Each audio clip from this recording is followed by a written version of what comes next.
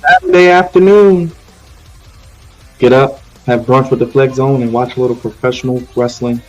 God's favorite host here, the host with the most, back here on the Flex Zone podcast, only place giving you sports how you want it, when you need it. WWE Crown Jewel, 1 p.m. Eastern, 12 p.m. Central, 10 a.m. Pacific. Make sure you go ahead and spear that subscribe button like Roman Reigns. Go ahead and Liger bomb that like button, backdrop that bell, and yeet down to the comment section. Make sure you sound off. Let me know your thoughts. Leave your favorite emoji. Let me know your prediction for the match.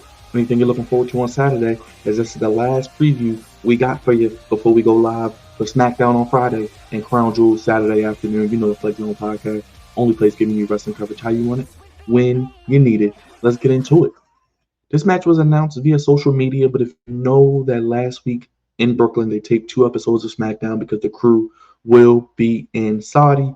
They're taping Raw, as I mentioned, on Sunday as well. We know via the spoilers that the OG bloodline of Roman Reigns, Jimmy Uso, Jey Uso, Jimmy Uso, the Usos have reunited. They put up the ones, which is probably the last thing you will see on SmackDown. And they pretty much told everyone to acknowledge them in Brooklyn. And I know that it will be a special moment. It was a great moment last week seeing the Usos reunite and hug and seeing them put the ones. Acknowledge me. We do acknowledge the OG bloodline. I'm not surprised they put this match on Crown Jewel. I was wondering where, when, and where we were going to see Roman Reigns on this card because I was like, well, Roman Reigns is always on these Saudi shows. You know the Saudi Prince salivates over getting a guy like Roman Reigns.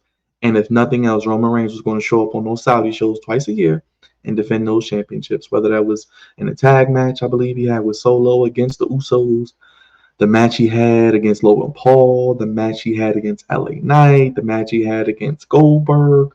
I believe he had a match with Brock Lesnar at one point out there. So you know they're going to put Roman on the card. I thought it would be Roman Reigns and Solo Sikoa. I guess we're still headed towards that one-on-one match, maybe after Survivor Series. I don't know if that's going to be anything. I don't think that's going to get held out till Mania. Does it happen on the first Raw on Netflix? Does it happen on Saturday night's main event? Because if you have Roman, I think you would have Roman on the show, right? You're going to have Cody on the show. You're going to probably have Gunther on the show. You're going to have your biggest star in the company, Roman Reigns, on there, right? Maybe that's where they do the Roman and Solo one-on-one match. The Timu bloodline, the Wish bloodline, the substitute bloodline, whatever you want to call them. Solo, the Weekend, Sikoa. Honestly, I like what Solo has done. His promo ability, his character development, his believability. While he is a loser in all of his matches, he did a good job last week, I think, cutting a promo, adding a little humor as well, moving his brother Jay out of the way from the Braun Breaker spear, getting that holy shit moment with Jacob Fatu and Braun Breaker. Jimmy and Jay reunited, as mentioned. Tama Tonga and Tonga Loa. You know, got to get the dogs out for that. They are going to be the three. Jacob Fatu will be on the outside. And I think it's interesting because last week on Raw, we did see Sami Zayn. That's Tama Tonga. We did see Sami Zayn talking to Solo Sikoa. I don't think, obviously, we know Sami's not joining the Renegade bloodline. He's going to reunite with the OGs. I think we're going to get 4-on-4 at War Games. We've all been speculating, wondering where is this going to go? How are we getting the teams for War Games? Are we getting 4-on-4? Are we getting 5-on-5? Obviously, we thought it was going to be Roman, Jimmy, Jay, and Sami.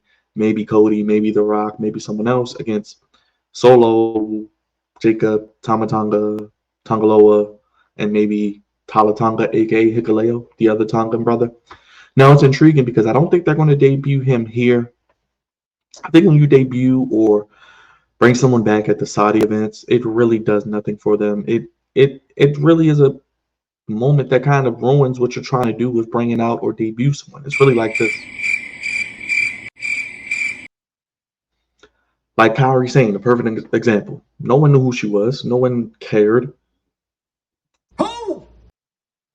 Yeah, they could have kept her for Survivor Series that year in Chicago. But nevertheless, I don't think they'll debut him there. I think if he does debut, he could debut in the War Games match. He could then debut, help the new bloodline, help the Renegade, help the Wish, help the Timu bloodline win. Maybe a reminiscent moment of Kane debuting at Bad Blood, which we didn't see at the Bad Blood pay-per-view. Maybe he debuts and rips open the cage and dominates and helps lead the Solo bloodline to a victory. Or what they could do is have Solo, potentially there are rumors that Solo being kicked out by Jacob Fatu. We've seen Solo with the babyface move, talking to Sami, moving his brother out the way, showing compassion. Does Jacob kick Solo out? Does Solo go back to the Renegade, the OG bloodline, excuse me, with Sami, Jay, Jimmy, Roman?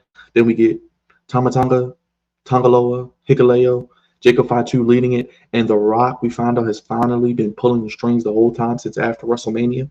That is how we could then potentially set up Roman Reigns versus The Rock. There was speculation that The Rock could have been on Roman's team. Rock turns on Roman in the match, helps the new bloodline, revealed as leader. They could then lead to their match at WrestleMania as well. A lot of ways they can go with it, but I really think I don't see Roman take. Obviously, Roman's not taking a pin. We seen Roman pin Solo last time. Roman's not taking a pin. Jimmy just came back. I don't think he's taking a pin. Jay, he's not taking a pin. They just got them back together. Jay just lost his Intercontinental Championship that he just won. You want to piss Rikishi off some more? I don't think any one of them are taking the pin. I think they just got the new OG Roman Reigns-led bloodline back together, but it's more of an equals thing. They're not standing behind Roman. They're standing beside him. Nice little story element there. I don't think we're going to see a situation where they lose. Now that I think about it more, I explain it. I think Tongaloa, the goofer of the year, the jobber of the year, the internet meme IWC guy of the year, I think they will take the L. He will take the pin. Roman might pin him. We may get Jay pinning him because Jay's just back with the bloodline. Maybe they give Jay that moment, kind of a revenge since they screwed him up. And then he stands with his brothers and cousin. I don't know. I think the new bloodline win here. I don't really think it's too much rhyme or reason. I think this could then set up the need for a War Games because I probably feel like Solo is going to lay down the gauntlet with Jacob Fatu and the Tongans of War Games. But I do see a situation where Jacob Fatu is a wild card. He tries to get involved in the match. We're in Saudi. Who does the crowd love as much as anybody else in Saudi who gets a big reaction? The one and only honorary Us, Sami Zayn. As mentioned, he talked to Solo on Monday. Maybe he's trying to prevent more issues. I know Jay told him it's a family issue. Jimmy and Jay saw him talking to Solo. I think Sami will be on the show. I think that will be the big moment. Sami will come out to a roaring ovation, help the OG bloodline with Roman Reigns and Usos, thwart off the attempts by Jacob Fatu, and the new Roman Reigns OG bloodline with Sami Zayn back together. I think we'll get that moment. They will all unite. They will all be together, and they will get the victory standing tall. Whether this match is at the beginning of the show or at the end of the show, where does Cody and Gunther fall into play? Where does the other Crown Jewel Women's Championship match fall into play? Randy Orton, Kevin Owens, Seth Rollins, Bronson Reed, the Triple Threat US title match. There are a lot of intricacies, and match placement is always important with these shows, so I'm intrigued to see if it's going to open or close the show.